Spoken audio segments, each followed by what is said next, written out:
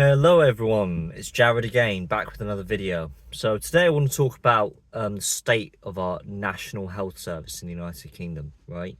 So whether you've got an injury or a temporary health condition, you want to receive quality healthcare, don't you? I think everyone wants that.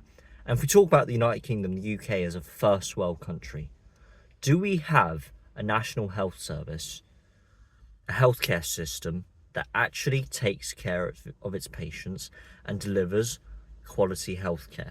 The answer is no, and it's been no for a very long time. Okay, so recently I was chatting with one of my work colleagues, and we just randomly talked about brought up the topic of healthcare in the NHS, and he was telling me about his wife.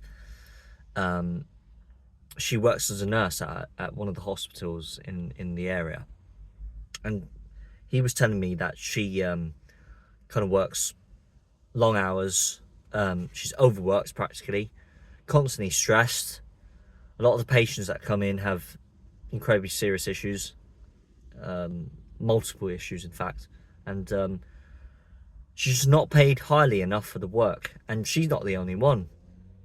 My colleague, he was talking about staff in the healthcare sector just being completely overrun with patients and with certain ailments, and the NHS is not being funded in the right ways.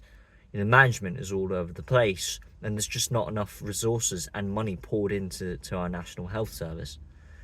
And do you know what? At the end of his story, he was talking about I think like annual rewards that our staff give, that our staff are given. After 25 years of service, something like that, they reward you with something like a bottle of champagne or something special. So after years and years of service, my colleague's wife, do you know what he told me? Do you know what she got? What she was rewarded with? A 125 milliliter shampoo bottle, this size. So this is what you get for working years on end in the NHS. This is what you get rewarded for working for the NHS, for working long hours, for working with tired patients, working in stressed conditions, overworked. This is what you get rewarded. This is what the NHS is all about. These are the problems with our National Health Service. I just want to highlight to you, these vulnerable patients that we are receiving all the time, they just aren't receiving the quality healthcare that they need. I've heard stories from my other colleagues and friends.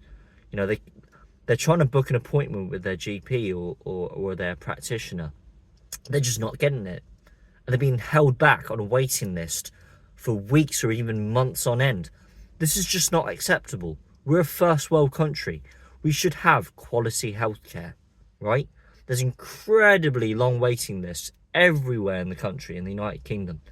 You want to book yourself for a GP appointment or book yourself for a serious ailment, you need to see a doctor for something serious, like a serious health condition. Well, good luck with that, because you're not going to get it here in the UK. Their core value, it says on their website, our commitment to quality of care is just not well demonstrated. There's evidence of this. It's just not well demonstrated. We are not receiving quality healthcare that we deserve, right? And a lot of people in the system that work for the system, they just don't want to admit this. It is being taken advantage of by immigrants out of this country who take advantage of the system. The UK's NHS has become the world's national health service. It's basically become an international health service. Okay, now I used to live in London. I see, whenever I pass by the hospital in Chelsea, and this is Chelsea, middle of central London, right? There's all sorts of people with different backgrounds. Some of them, I doubt they can speak English, right? They're taking advantage of the hospitals because there's free healthcare. They don't have to pay a penny into the healthcare system. And yet this is the hospitality that we offer them.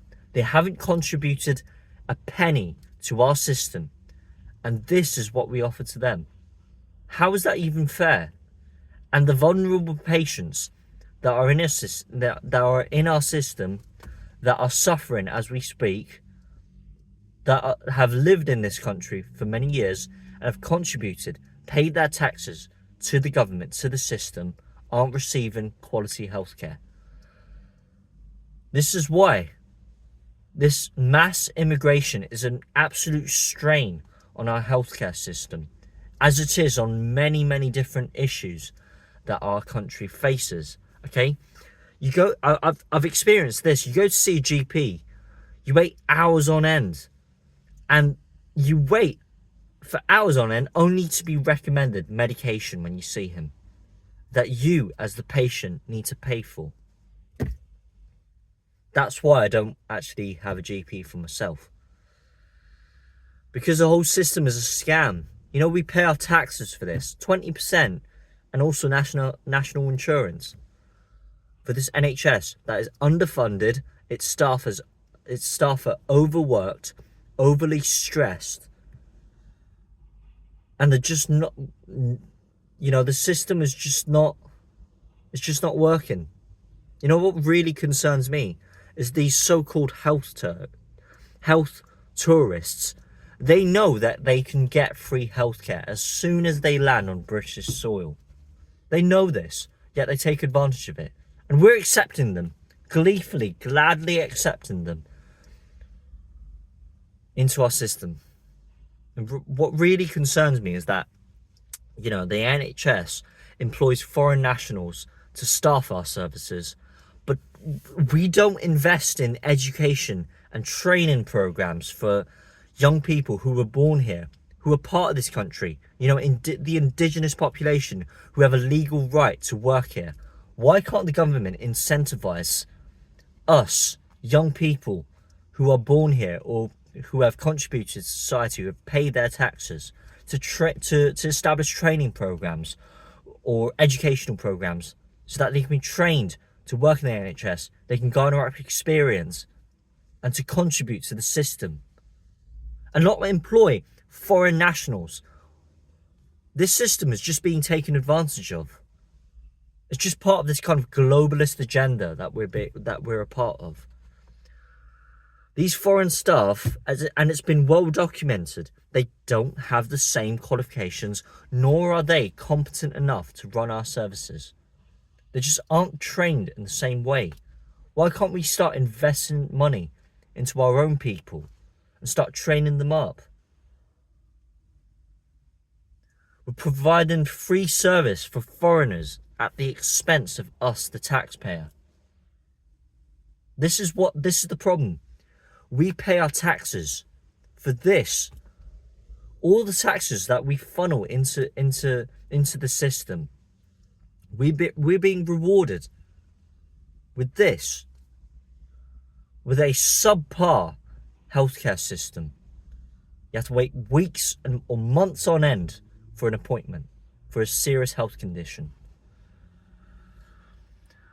And one thing is that the government endorses the treatment of the NHS, this is really concerning, as some pseudo sort of cult-like omnipotent deity. I just really can't stand it. You know, remember when we were in COVID?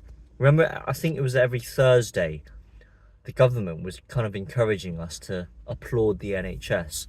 You know, everyone opened their windows of their houses. They were locked in, opening their windows every Thursday evening at, I believe it was 6 or 7 p.m, getting out their pots and pans and start clapping for the NHS.